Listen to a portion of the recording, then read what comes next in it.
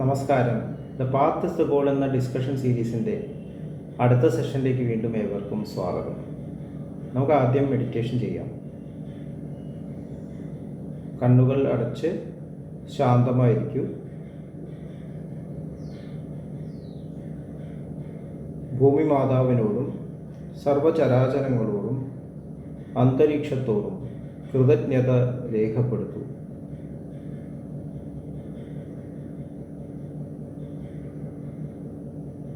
ഭൂമി മാതാവിൽ നിന്നുമുള്ള healing energy കാലുകളിലൂടെ പ്രവേശിച്ച് ശരീരം മുഴുവൻ വ്യാപിക്കുന്നതായും ശരീരത്തിലെ എല്ലാ ഭാഗങ്ങളെയും എല്ലാ കോശങ്ങളെയും റിലാക്സ് ചെയ്യാൻ സഹായിക്കുന്നതായും അനുഭവിക്കൂ.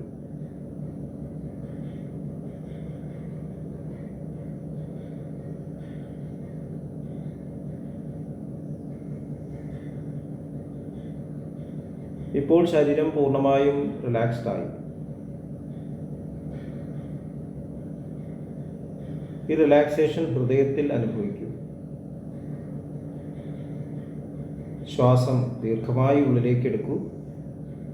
ഹൃദയത്തിൽ സ്നേഹം നിറയുന്നതായി അനുഭവിക്കൂ.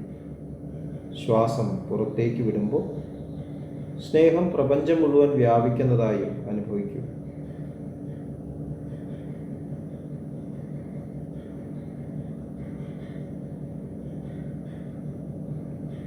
ഹൃദയത്തിൽ കുടികൊള്ളുന്ന സ്നേഹത്തിൻ്റെ സ്രോതസ്സിൽ നിന്നും ഉദ്ഭവിക്കുന്ന ദിവ്യപ്രകാശം മനസ്സിനെ ആകർഷിക്കുന്നതായി അനുഭവിക്കൂ. ആ ദിവ്യപ്രകാശത്തിൽ ധ്യാനം ആരംഭിക്കൂ. മനസ്സിൽ ചിന്തകൾ വരുന്നുണ്ടെങ്കിൽ മൃദുവായി അവയെ അവഗണിക്കുക. ദിവ്യപ്രകാശത്തിൽ ധ്യാനം തുടരുക. Please start meditation.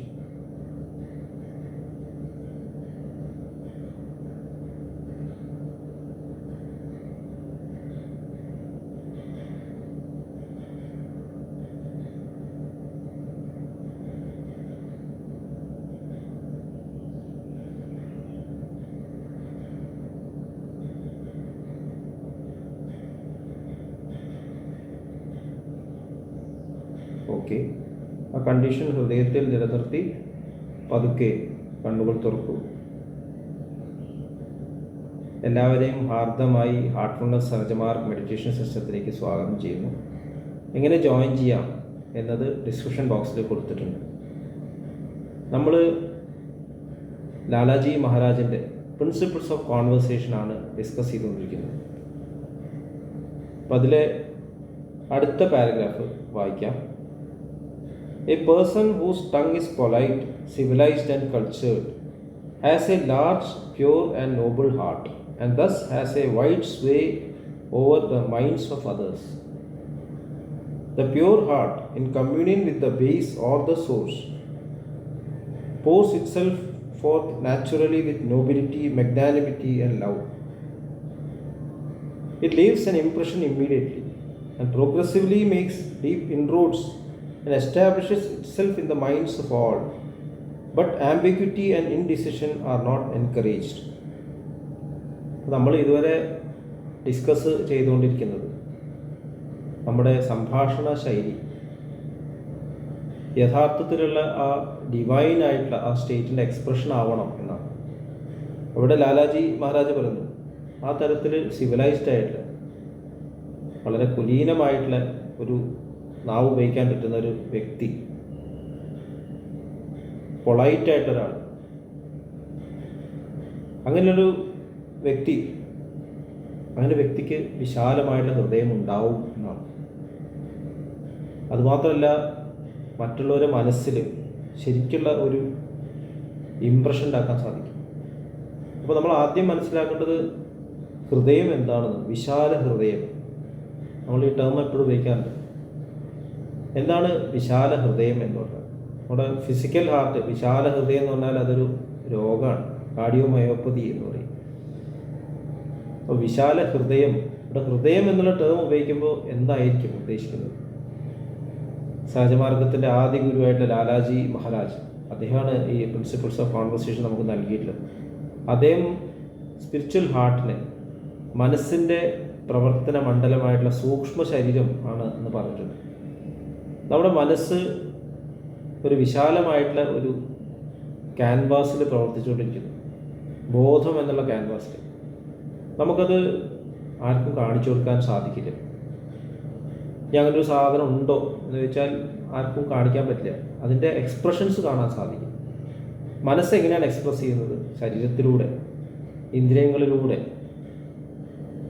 ഒരാൾ ശ്വാസം വലിക്കുന്നുണ്ട്, കണ്ണ് തുറന്ന അയാൾക്ക് കാണുന്നുണ്ട്, ഭക്ഷണം കൊടുത്താൽ ദഹിക്കുന്നുണ്ട്, കേൾക്കുന്നുണ്ട്.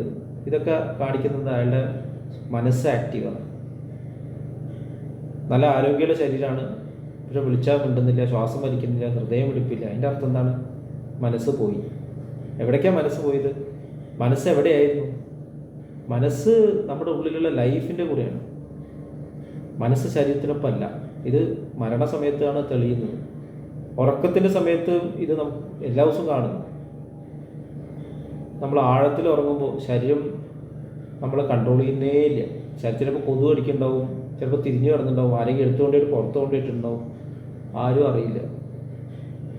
മനസ്സ് ഉള്ളിലുള്ള ജീവനുമായിട്ട് കണക്റ്റഡ്. ഏറ്റവും വിശ്രാന്തിയും സമാധാനവും അനുഭവിക്കുന്നത് സുഷുപ്തി അവസ്ഥയിലാണ്. മനസ്സിൻ്റെ യഥാർത്ഥത്തിലുള്ള സ്റ്റേറ്റ് അവിടെയാണ്. നമ്മുടെ ഉള്ളിലൊരു സ്രോതസ് ഉണ്ടെന്നുള്ളത് ഡീപ്പ് സ്ലീപ്പ് നമ്മളെ പഠിപ്പിക്കുന്നു. ഉണരുമ്പോൾ വീണ്ടും ആക്ടിവേറ്റ് ആവണം. നമ്മൾ ജനറേറ്റർ ആക്ടിവേറ്റ് ചെയ്യുന്ന പോലെ. ജനറേറ്റർ അവിടെ ഇരിക്കുമ്പോൾ അത് വർക്ക് ചെയ്യില്ല. ജനറേറ്റർ തിരിക്കണം. അപ്പോൾ ഇലക്ട്രിസിറ്റി വരുന്നു, ബൾബ് കത്തുന്നു. നമുക്ക് മനസ്സിലായി ജനറേറ്റർ വർക്കിംഗ് കണ്ടീഷനിലാണ്. ഏകദേശം ഇതുപോലെ തന്നെ ആ മനസ്സിൻ്റെ പ്രവർത്തന മണ്ഡലമുണ്ട്. മനസ്സ് എവിടെയാണ് പ്രവർത്തിക്കുന്നത് അതാണ് നമ്മുടെ അപ്പോഴത്തെ സ്ഥിതി. മനസ്സ് കണ്ണുകളിലൂടെ ആക്ടിവേറ്റ് ആകുമ്പോൾ കണ്ണിൽ കുടുങ്ങി പോകുന്നു, കണ്ണിൻ്റെ പുറകെ പോകുന്നു. പുറമേ പൈസയിൽ അട്രാക്ട്, പൈസ നമ്മളെ കൺട്രോൾ ചെയ്യുന്നു. ഒരു വിഗ്രഹത്തിന് നമ്മൾ വീട്ടിൽ വെച്ചിട്ട് അതിനെ പൂജിക്കാൻ തുടങ്ങും, ആ വിഗ്രഹം നമ്മളെ കൺട്രോൾ ചെയ്യും. വിഗ്രഹത്തിനല്ല ശക്തി, നമുക്കാണ് ശക്തി. നമ്മളാണ് അതിന് ശക്തി കൊടുത്തത്. ഇത് നമ്മൾ തിരിച്ചറിയുന്നില്ല. ബാഹ്യമായിട്ടുള്ള ഏതൊരു പൂജയും ശരിക്കും ഭൗതികത തന്നെയാണ്. പൈസയായാലും വിഗ്രഹമായാലും ശാസ്ത്രമായാലും. ശാസ്ത്രത്തെ പൂജിക്കുന്ന ആൾക്കാരുണ്ട്. ശാസ്ത്രം എന്ന് പറയുന്നത് പാസ്റ്റല്ല. ഇതും നമ്മൾ മനസ്സിലാക്കേണ്ട ആവശ്യമുണ്ട്. ശാസ്ത്രം മാറിക്കൊണ്ടിരിക്കുന്നതാണ്. ഇത് നമ്മൾ പറയുമ്പോഴും സയൻറ്റിസ്റ്റുകളോട് പാസ്റ്റിലേക്ക് കണക്റ്റാണ്, സ്റ്റാറ്റിസ്റ്റിക്സിലേക്ക് കണക്റ്റഡാണ്. സ്റ്റാറ്റിസ്റ്റിക്സ് കറക്റ്റാണ്, പക്ഷേ ഇതുവരെ. അസ്ട്രോളജി കറക്റ്റാണ്, ഇതുവരെ ആയിരിക്കാം. ഇനി അങ്ങോട്ട് ആവണമെന്നില്ല. മനസ്സ് അതിൻ്റെ മുകളിലാണ്. മനസ്സിന് ഇനിയൊരു ക്ഷേത്രമുണ്ട്. അതിന് പ്രവർത്തിക്കാൻ പറ്റുന്നൊരു വിശാലമായിട്ടുള്ള ഒരു ക്ഷേത്രമുണ്ട്. അത് അവസാനിക്കുന്ന എവിടെയാണ്? മനസ്സിൻ്റെ ഉറവിടമായിട്ടുള്ള ഉള്ളിലുള്ള സ്രോതസ് തന്നെയാണ് അവസാനിക്കുന്നത്. അതുവരെ മനസ്സിന് ഉയരാൻ സാധിക്കും. സ്രോതസ്സിലേക്ക് കണക്ട് ചെയ്ത് സ്രോതസ്സായിട്ട് മാറാൻ സാധിക്കും. ഇതാണ് ലാലാജി മഹാരാജയോട് പറയുന്നത്. അപ്പം അത്രയും വിശാലമായിട്ടുള്ള ഒരു ഹൃദയമായി മാറും എന്നാണ്. Large pure and Noble heart. വിശാല ഹൃദയം എന്ന് പറയുമ്പോൾ എന്താണ്? മനസ്സിൻ്റെ പ്രവർത്തന മണ്ഡലം കൂടുതൽ കൂടുതൽ എക്സ്പാൻഡ് ചെയ്യും. നമ്മൾ നേരത്തെ പറഞ്ഞ കാര്യം പൈസയിലോ സ്ഥാനത്തിലോ അല്ലെങ്കിൽ ശരീരത്തിലോ ഫാമിലിയിലോ ഒന്നും കുടുങ്ങാതെ കൂടുതൽ ഏരിയയിലേക്ക് വ്യാപിക്കുന്നു. കൂടുതൽ തിരിച്ചറിവുണ്ടാവുന്നു. കൂടുതൽ കമ്പാഷനേറ്റ് ആവുന്നു. സെൻസിറ്റീവ് വരും. മറ്റുള്ളവരുടെ വിഷമങ്ങളെ മനസ്സിലാവുന്നു. എവിടെ വേണമെങ്കിൽ പ്രവർത്തിക്കാൻ സാധിക്കുന്നു. അവർ ചെയ്യുന്ന പോലെ തന്നെ. ഇപ്പം ഞാൻ ചെയ്യുന്നത്, എനിക്ക് ചെയ്യുന്ന പോലെ തന്നെ വേറെ ആൾക്ക് ചെയ്യാൻ സാധിക്കും. അയാൾ വിശാല ഹൃദയമാണ്. നമ്മുടെ വിഷമങ്ങൾ അയാൾ അതേപോലെ മനസ്സിലാക്കിയിട്ട് സംസാരിക്കുന്നതിന് മുമ്പ് തന്നെ പ്രവർത്തിക്കാൻ തുടങ്ങും. അപ്പോൾ ഈ കഴിവൊക്കെ ഡോക്ടേഴ്സിനും ടീച്ചേഴ്സിനൊക്കെ വരെയാണ് ലോകം എവിടെ എത്തിയത് പോലെ. അപ്പോൾ ഈ വിശാല ഹൃദയം കാണിക്കുന്നത് എങ്ങനെയാണ്? എപ്പോഴാണ് പ്രകടമാവുന്നത്? നാവിലൂടെ, വാക്കുകളിലൂടെ. വിശാല ഹൃദയമുള്ള ഒരാൾ തീർച്ചയായിട്ടും സ്നേഹമുള്ള വാക്കുകളെ പറയുള്ളൂ, വേദനിപ്പിക്കില്ല. കാരണം സംസാരിക്കുന്നതും ഞാൻ തന്നെയാണ്, ഇൻട്രാക്ട് ചെയ്യുന്നതും ഞാൻ തന്നെ. എങ്ങനെയാണ് അവിടെ വേദനിപ്പിക്കാൻ സാധിക്കും? ഞാൻ എന്നെ തന്നെ വേദനിപ്പിക്കുന്ന പോലെയാണ്. അപ്പോൾ അവിടെ പൊളൈറ്റ് ടങ് ഓട്ടോമാറ്റിക്കാവും. ഇപ്പോൾ ഒരാളുടെ സംഭാഷണം ലാലാജി മഹാരാജ് പറഞ്ഞു, നീണ്ടതായാലും ഹ്രസ്വമായാലും, നമ്മൾ പബ്ലിക് സ്പീച്ച് ആയാലും ചെറിയ സംഭാഷണങ്ങളായാലും ഇത് നമുക്ക് കാണാൻ സാധിക്കും. ഏറ്റവും ശ്രദ്ധിക്കപ്പെടാത്ത അവസരങ്ങളിലാണ് ഒരു വ്യക്തിയെ ശ്രദ്ധിക്കേണ്ടതെന്ന് മഹാത്മാഗാന്ധിജി പറഞ്ഞത്. അപ്പോഴേ അയാളുടെ ശരിക്കും യോഗ്യത മനസ്സിലാവും. വലിയ ഒക്കേഷൻസിലൊക്കെ എല്ലാവരും നല്ല സംഭാഷണം നടത്തും, ശ്ലോകങ്ങൾ ചൊല്ലും. പക്ഷേ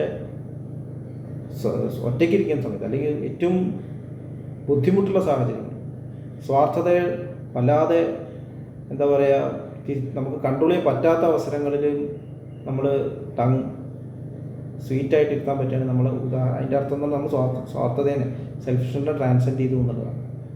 അപ്പോൾ ഈ ഒരു സ്റ്റേറ്റ്മെൻറ്റ് നമുക്ക് കൂടുതൽ ഇൻട്രോസ്പെക്റ്റ് ചെയ്യാനുള്ള ഒരു കാര്യമാണ്.